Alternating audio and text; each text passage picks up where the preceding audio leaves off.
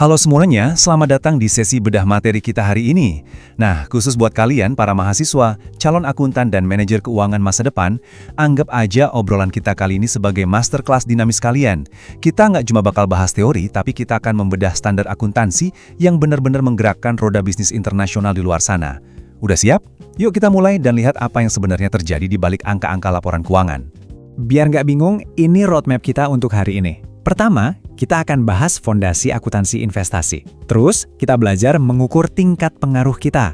Ketiga, instrumen utang dan ekuitas. Lanjut ke yang agak menantang, pengendalian dan laporan konsolidasi.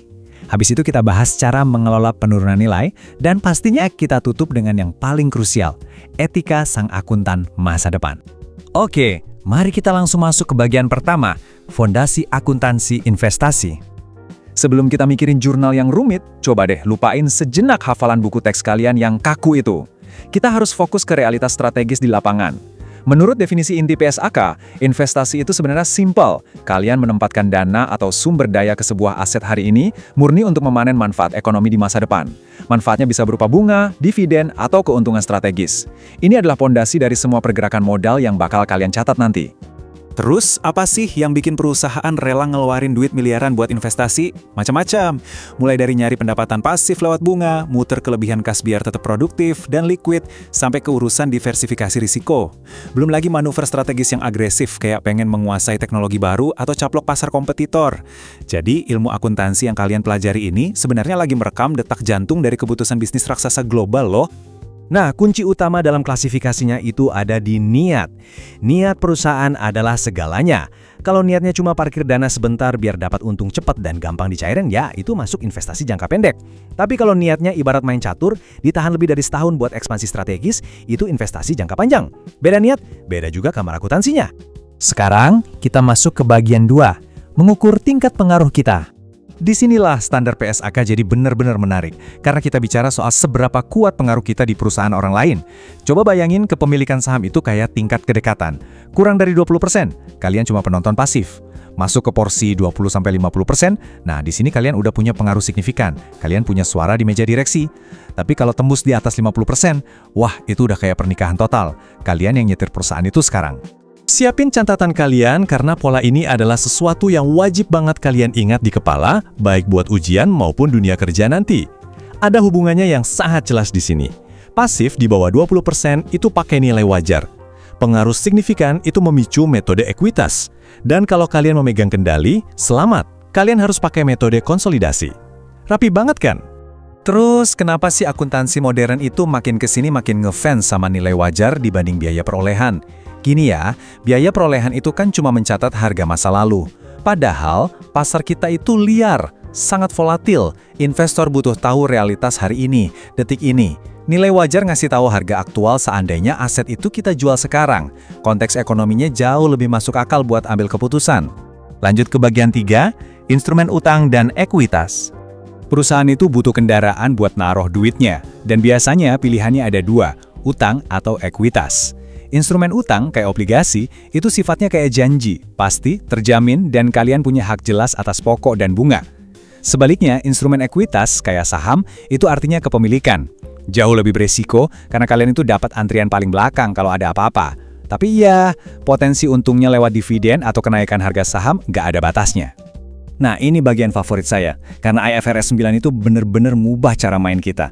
Standar ini nggak peduli lagi cuma sekedar nanya ini aset apa, tapi lebih ke apa model bisnis kalian buat aset ini. Kalau kalian pegang cuma buat nagih arus kas sampai jatuh tempo, pakai biaya perolehan diamortisasi. Kalau mau dipegang tapi siap dijual kapan aja, masuk ke penghasilan komprehensif lain. Dan kalau niatnya buat main cepet alias trading, langsung sikat ke laba rugi pakai nilai wajar. Masuk akal banget kan? Kita melangkah ke bagian 4, pengendalian dan laporan konsolidasi. Saya tahu, banyak mahasiswa yang langsung pusing kalau dengar kata konsolidasi di bawah PSAK 65. Padahal prinsipnya logis loh. Intinya kita lagi menggabungkan 2 perusahaan jadi satu entitas ekonomi tunggal.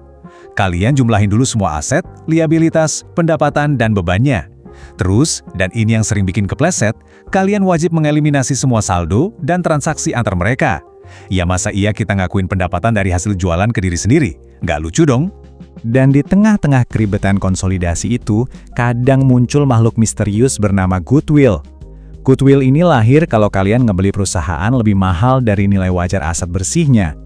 Kenapa ada yang rela bayar lebih mahal? Karena ada hal-hal yang nggak kasat mata, kayak kekuatan merek yang kuat atau loyalitas pelanggan yang tinggi.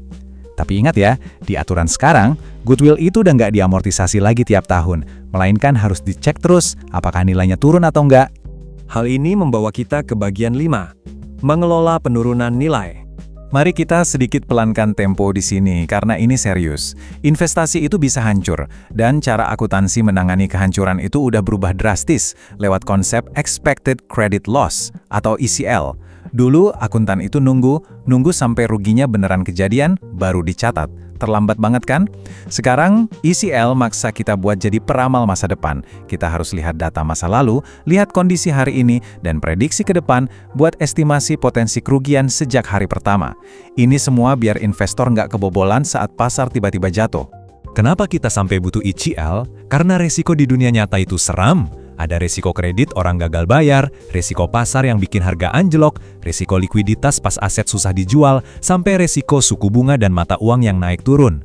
Saya ingetin ini, biar kalian sadar, angka-angka di Excel yang kalian utak-atik itu sebenarnya lagi merepresentasikan pergerakan kekuatan ekonomi global yang sangat ganas. Akhirnya kita sampai di bagian ke-6, etika sang akuntan masa depan. Ini bagian yang paling esensial. Kalian bisa aja hafal semua PSAK di luar kepala, atau jago banget bikin jurnal eliminasi yang super ribet, tapi itu semua nol besar tanpa integritas. Menghindari manipulasi nilai, menyajikan resiko apa adanya, dan menjaga independensi, itu bukan sekedar teori etika, itu tanggung jawab moral kalian loh. Kepercayaan publik itu ada di pundak kalian loh. Biar lebih meresap, saya mau bacain kutipan langsung dari referensi kita hari ini. Dengar baik-baik ya. Akuntansi investasi harus dilakukan berdasarkan prinsip etika dan profesionalisme. Pelanggaran etika dalam akuntansi investasi dapat menyebabkan menyesatkan pengguna laporan keuangan. Satu angka aja yang kalian manipulasi, dampaknya bisa menghancurkan tabungan dan kehidupan finansial ribuan investor. Jadi, obrolan kita berujung pada satu pemikiran ini. Belajar metode ekuitas dan ECL itu memang penting, tapi itu cuma alat. Pertanyaan sebenarnya adalah, sebagai akuntan masa depan, apakah kalian siap menavigasi standar akuntansi yang luar biasa kompleks ini dan sekaligus menjadi tulang punggung etika bagi bisnis global? Jawabannya ada pada keberanian kalian mengambil tanggung jawab itu mulai hari ini.